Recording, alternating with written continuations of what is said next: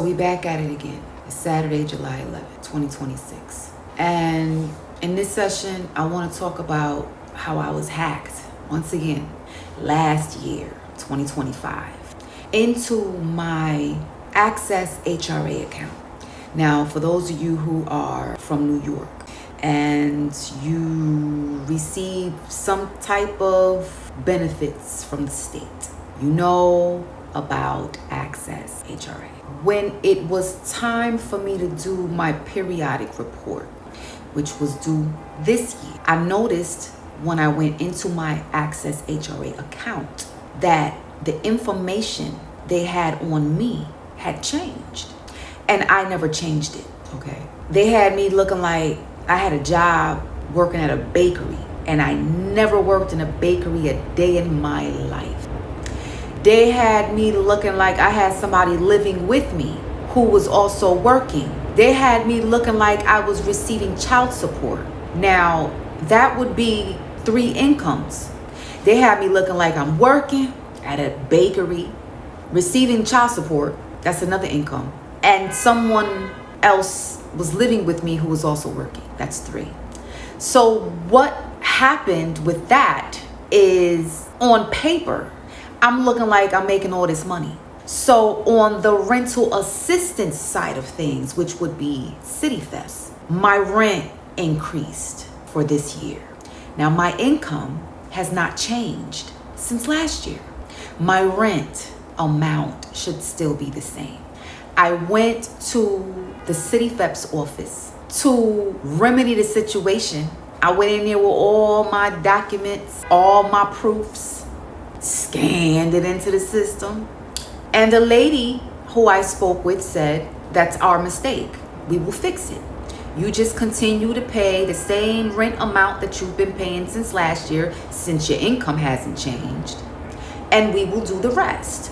Once we fix the errors on our end, we will then notify you via mail. You will get a new letter with all the correct information, and then you can hand that over to your landlord. Never happened. This was back in January, okay? Let me show you. Y'all see this right here? Now I'm gonna zoom in because half of the stuff you don't need to know. But you see this right here? This is through the Access HRA app. It says employer information, bakery, end date, December 23rd, 2024. So where I'm at, I've been here since 2024. January to be exact. So somebody went into the system, changed my information, and had me looking like I've been working at a bakery this whole time. You see that? That makes no sense. None at all. So, child, please.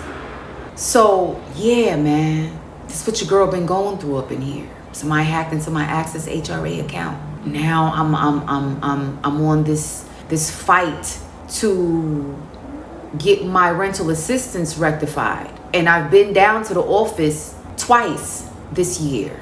I did my due diligence last year. When they send you that letter in the mail, when you get that email, that notification that says it's time for you to renew your city thefts. I sent in my documentation, and that was where the first error happened, when they sent me the letter saying, you know, that I've been approved and all of that. They had all the figures wrong, which prompted me to go in there in January. I then had to go back in person in May. So those are 3 attempts right there already. First time being last year around September or November, something like that. I did all of that online. Received the letter, saw the mistakes, went in person in January this year, waited for the letter from that visit after she told me to just keep paying the same portion I was paying last year.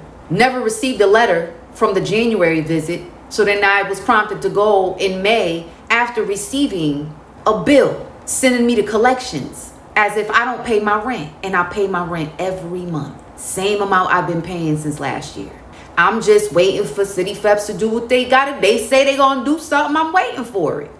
It's about who the hell went into my Access HRA account and made it look like my ass been working at a bakery. I've never worked in a bakery a day in my life. Now, once again, we were talking about two possible scenarios. It's either they got me confused with another female who also lives in this building. She's also a Spanish girl. We have the same first name, but it's spelled, it's off by 2 letters. Now she cooks. She got her own business. She cooks. I don't know if it's a bakery, but I know she cook. She sell dishes and things. I don't know if they got me mixed up with her, but then again, how could they do that? Where would the mix up happen, right? Or I was just completely hacked, which it all makes sense given everything I've been going through around here. Here's a third possible scenario. Somebody from my past who maybe I used to work with. I had a couple of jobs here in NYC before just deciding to work from home. Maybe somebody who I used to work with knows somebody in HRA, knows somebody at the City FEP's office who maybe, slide them a little something on the side. Yo, mess up this application right here for me. Don't grant this person nothing. Hey, it is what it is. This is what I've been going through. Once again, this place is a setup. Now, let me tell you about HRA workers and people who I've had to deal with at City FEP's office. They really don't want to help you. They don't. I started here in New York from the bottom, homeless shelter. I had 2 jobs helping people. I had a job as a housing specialist helping homeless people get their own apartments while living in a homeless shelter. I was the homeless helping the homeless. And I promise you, I like that job. It's just some personal things happened. I couldn't do what I needed to do to continue on. And I just decided that because of my own personal stuff going on, it would just be best for me to work from home. And this is where I'm at. So like I said, I was in that. And when I tell you, it's not HRA and it's not City FEPs, a lot of times it's the workers. They don't want to help you. Why? Because they have jobs. And because they have jobs, it means that they're paying full rent. Or they themselves have some rental assistance program and their portion is much higher because they have a 9-to-5. When you start from the bottom, it all depends on, how much money you make, and that's how it's all calculated. When I first moved in here, I was making better income. It's like you start from the bottom. The goal is for you to better yourself so that you can be independent from NYC benefits, the SNAP benefits. You know what I'm saying? You start from the bottom, they help you out, but the goal is for you to better yourself so that you won't need them. Now, I'm a go-getter. I have no problem with doing that. But y'all you gotta check your workers, because the workers, they don't want to help you because it's either you don't make enough money, which will lower your rent, or you do better yourself and then you don't need them anymore, which means that now you making some real good money. For you not to need rental assistance and you can pay full-blown rent, they don't want that either. They don't want nothing for you. They don't want you to be at the bottom. They don't want you to rise to the top. If you fall somewhere in between, they're going to make your life a living hell. Most of them don't want to help you because they're not happy. They got 9-to-5s, which means that their rent portion is high. And when you go down to that office, something got to be wrong with you. Don't go in there all cute, well put together. Some gotta be wrong with you. I did their asses a favor the last time I went. Okay? Lipstick all over the place. Because you go up in there and I know they know about my channel because it's what I have to report. I have to report that in my income. So when they look at my documentation and they see my other channel, the Time Oracle, well, what's this? What? YouTube? What? Oh, so this how she make her little money? Oh, must be nice. Oh. Put her application at the bottom. Then you got people behind the scenes just hating. And I'm just trying to live. And you don't know my life. And I shouldn't have to sit here and lay it all out on the table. How I've struggled to get to where I am just for somebody at the damn government office to feel comfortable enough to help me. Just for somebody to look at me as Oh, okay, yeah, you did struggle. Yeah, okay, yeah, you don't think you better than me. Oh, okay, yeah, so yeah, okay, you know what? Since that's sad. Now let me just hold on. Once again, everything just gets in my brain. The way it's calculating things, it just seems like it all keeps going back to that one dude I met in 2024. Let me find out, because his ass works behind the food counter. I don't know if you want to call it a bakery, but where he was working at in 2024, his ass was behind the food counter. Absolutely. Definitely worked right behind the counter, and it was baked goods right there. Cakes, brownies, cookies, breads, pastries. Let me find out. I'm telling you, it seemed like everything, it's like on a low, it keep tracing. That's just how my brain is calculating it. Let me find out. His ass worked behind a damn food counter, and there were baked goods right there. Oh, yeah. And they stole my food stamps last year too, on April 19th. And you think that was a random act? No. I'm telling you right now, given everything that I've been going through around here, I was targeted. I contacted the police department. Detectives were on it. Unfortunately, I couldn't get that SNAP benefit back, because HRA had an expiration date as to, by when you're supposed to report the theft and get your money back. The incident happened way after that, and it was just like, hey, I stole my benefits. So I don't know if this is like somebody's trying to be me. I don't know if this is identity theft. I don't know if someone's like slowly chipping away at my life, trying to anyway, to try to be me, claiming that they're me, I don't know what's going on, but once again, I already contacted the police about it. And this is the kind of stuff that a lot of them, with everything else that's going on, But on a positive note, I will say this. This is just one of the skimmers found during Operation Flagship. Law enforcement cracking down on the growing problem of thieves putting skimmers in not only ATMs, but using clone machines that take EBT cards used by people who rely on food stamps. Fernando Mateo with the United Bodegas of America tells us he welcomes the crackdown. Because they're taking money from people that really need their benefits. They need it for milk, they need it for eggs. The operation involves the U.S. Secret Service, the NYPD, and the USDA. The teams will be going around to a total of 700 locations over this 3-day crackdown. As of Thursday night, authorities had found nearly 24 skimmers or clone devices at locations, mostly in Brooklyn and Staten Island. This skimmer was found at an ATM inside a Walgreens in Williamsburg. It's estimated that $65 million was stolen from EBT cards in New York State in just 1 year. A lot of the times they do it with the most vulnerable. If there's one bodega clerk, they'll call them to the back to find an item for them, while another perp in the front tampers with the machine. We're also advising our bodega owners to keep the machines behind the counter, out of the reach of anyone that can approach the counter. That's what Efon tells me he does at his bodega in the Mott Haven section of the Bronx. He also doesn't mess around if he suspects someone is fiddling with the ATM. I had the wire, take it out, told him the machine is not working.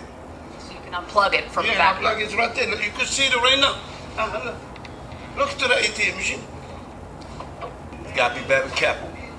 With your business, you put a car in the machine, you got people going around messing with the machine. Not good. Now, I just saw this one at the top, and it says this was posted 2 weeks ago. Let me find out. 5 crackdown on scams targeting New Yorkers who use SNAP food benefits. The Secret Service says the city has become a hotbed of EBT card skimming. The agency launched an operation searching stores to uncover the devices which allow criminals to drain accounts, potentially leaving victims without the money to buy food for weeks. It is a big problem. Eyewitness News reporter Phil Tate went along with the team to show you just what they're doing to fix this.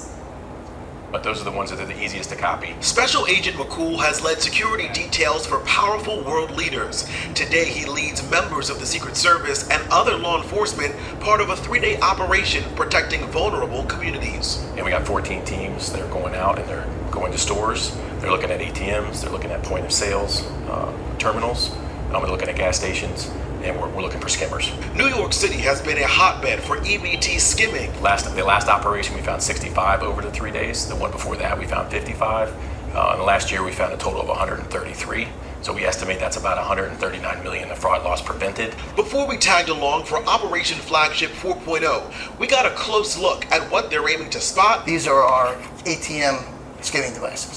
To protect your privacy. As a customer comes in and inserts their credit or debit card or EBT card, the information is then stored on the skimming device. They're also trying to spot point-of-sale machines that may be compromising your sensitive information. What they will do is they'll come in and they will insert the device just like that, and it takes all of just what I did there, all of 2 seconds. They will come back and extract it at some point.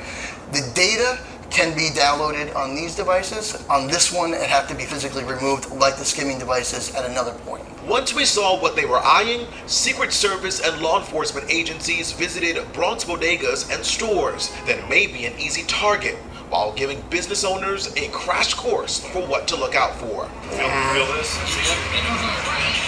So there was probably an overlay. One by one, ATMs and point-of-sale terminals were checked with devices. Have you guys ever had a problem with your point-of-sale terminals? Not here. That would pick up any criminal activity. But these both look good, and I don't see anything on your ATMs. For long-standing local businesses, they say SNAP benefits are a critical lifeline for customers, and enforcement will drive predators away. Well, a lot of patients we have, they're like Medicaid patients or they're like underserved, so it's very important that their benefits don't get taken because these people have very little to go off of. If you're wondering who's the culprit, we're told it's part of a transnational organized crime. For Secret Service, they say they're coming. The message is we're going to be knocking on your door someday soon, and we're going to hold you accountable. Phil Tate, Channel 7, Eyewitness News. Seen that? What makes me happy is that the first video was from last year and the second was from this year. So it's an ongoing investigation and crackdown. So that makes me happy. But like I said, a lot of things are tracing back to that little deli shop I used to go to in 2024 because that dude was definitely behind a bakery counter. And I used to use my EBT card right up in there.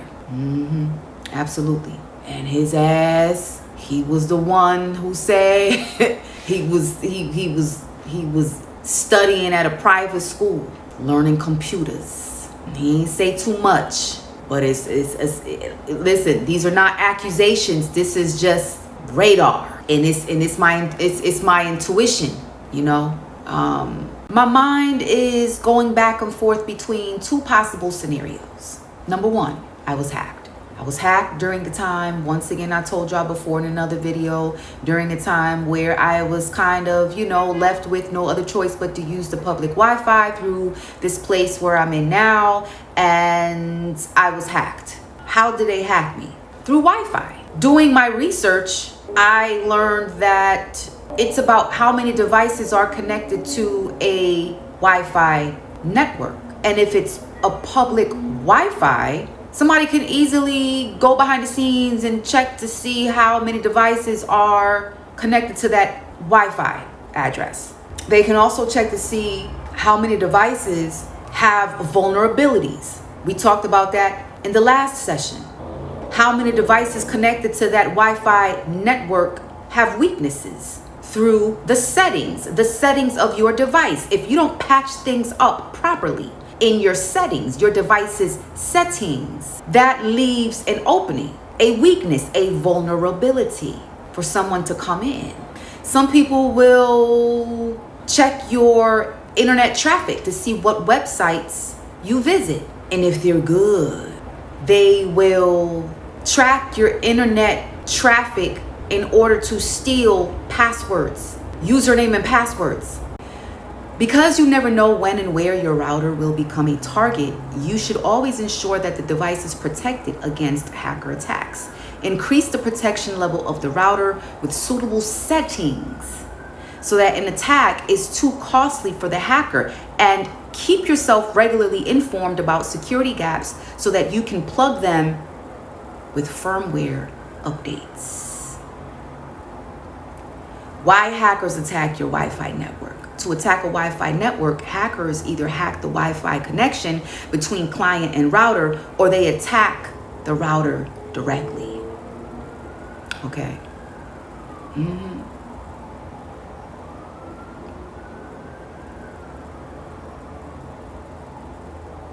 Check this out. If attackers take over the router, all devices in the network are open to them. They can, for example, manipulate smart home devices that control lights, heating, or the alarm system. Early on this year, maybe around March, there were a whole bunch of little, snowstorms going on strong. And I don't use the air conditioning or the heat through this place because it's not safe to. The air is not pure. The air is toxic. What we get out of those vents is drug smell, crack. I don't know if they smoking it. I don't know if they cooking it, but it's strong enough to not want to consume the air. Okay. Now, there was this one instance where I went to the little air conditioning control box and I turned it off completely. Went to sleep. It was not on auto. There's this auto button that it'll automatically turn on and off depending on the fluctuations of the temperature in your space. No, I took it off of auto because I know what auto does. So it was completely off. Went to sleep. And we're talking about the heater during that time. Turned off the heater completely. Went to sleep. Woke up to the sound and smell of that stuff. And I'm like, well, wait a minute. Didn't I just turn this thing off? When I woke up, went to the control box, the heating and cooling control box, it was on. It wasn't on heat. It wasn't on auto. It was on fan. The fan was now blowing. And all I was getting out of there was the smell crack.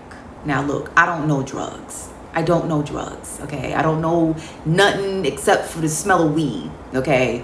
So whatever that is, whether it's crack cocaine, whether it's meth, okay, whatever, it was potent, okay? That's when I knew I have to somehow seal these vents. Now, you cannot seal the vents in your apartment. I don't know if it's considered a violation or I know it's some kind of safety hazard. You can't. Due to like maybe if there's a fire or something like that, you cannot seal the vents. But my health and safety and my life comes first. So I had to seal the vents and open up all the windows. In the wintertime, back in March, there was a whole blizzard going on outside. And it was like 3 o'clock in the morning, okay? Where I am right now is a setup. This place is a complete setup. Public Wi-Fi, it all sounds great on paper. Those of you who are looking to move to NYC, I promise you, be very careful. Especially if you are a single woman. Because you move into these apartments as a single female and then you have to deal with supers, okay? Supers and hackers out here. I'm telling you, supers and hackers in NYC. The supers will watch you. Oh, word? Oh, and then they start looking at you like this. Yeah, you single. Yeah, okay. Yeah, she's single. Word. Yeah, let me knock on her door real quick, see if she need anything. Let me go on there with a fake work order. Go up in there, see what she got. See how she living. Oh, word? She ain't got no man. Oh, word? She ain't got no man. Word? Oh, yeah. Yeah, I'm about to scheme on that. Yeah. Yeah. So then you got these supers scheming on you. Then you got to deal with them coming into your apartment unannounced when you're not home because they have the keys. They know how to key themselves into your place. And so let's say you're off to work and you come and honey, the super done been all up. They done been all up and through your house. They know what you have, what you own. They done been in your drawers. They done seen it all, honey. And then you better hope and pray they ain't put no little, hidden camera somewhere. Woo! Or a little audio device. Okay? I went for my physical and I was talking to my doctor and I said, I want to do a drug test. She said, why? Because she know I don't drink and I don't smoke. So she was like, why? I'm like, well, this is what I'm going through, where I'm living at right now. And I haven't been feeling well. I don't know if this is me under the influence of secondhand smoke from whatever that stuff is that comes from the vents. Once again, I don't know the drugs. All I know, if it's a cigarette, I'll be able to tell you. If it's weed, I'll be able to tell you. But whatever that is either crack or it's meth. Okay. So I said I want to do a drug test because if there's something found in my system, I want to be able to take that and take legal action because it's not safe where I live. And she said, baby, you don't want to do that. She said, you really don't want to do that. She said, because if I test you and it comes up to be positive that there is something in your system, even if it's at a very low level, to make it clear that it has to be secondhand smoke, other people may not look at it that way. They're just going to look at it as it's in your system. We don't care about the levels. And what it says on paper is that your ass is on drugs. So she said, you don't want to do that. You don't want a piece of paper to have that next to your name. Even if what you're going through is what you're going through. You don't want that. She said, what I can do is give you a letter, take it down to your landlord, and the letter is going to say, this place is hazardous to your health. It's affecting your health. That's it. That's all I can do for you. She said, but I'm not going to do you like that. Even though you think it'll help you, what you're asking me, it's not going to help you. Earlier today, I had this huge aha moment. And it starts with the devices connected to your Wi-Fi. For those of you who have high-speed internet through your own ISP, internet service provider. We talked about that in the last session. Whether it be Optimum, Spectrum, Verizon, Xfinity, or whoever. Go into your account, okay? Log into your ISP account, go into your services, Wi-Fi, and then click on connected devices. There should be a list of all the devices that have connected to your Wi-Fi in the past. Okay, so the way it made sense to me is that whenever I am connected to my own Wi-Fi, it would be wise to also be logged into my account so that during use, I know that there's only one device connected to my Wi-Fi, and it's me, it's my device. If you're only using, let's say for instance, your laptop, and that's the only device that's connected to your Wi-Fi, that's the only thing that should be listed. If you see some peculiar devices under that list, then you know somebody done hacked into your Wi-Fi. The 5 most dangerous Wi-Fi attacks and how to fight them. Your router is a popular target for hackers, but if you know how such an attack works, you can take protective measures. Okay.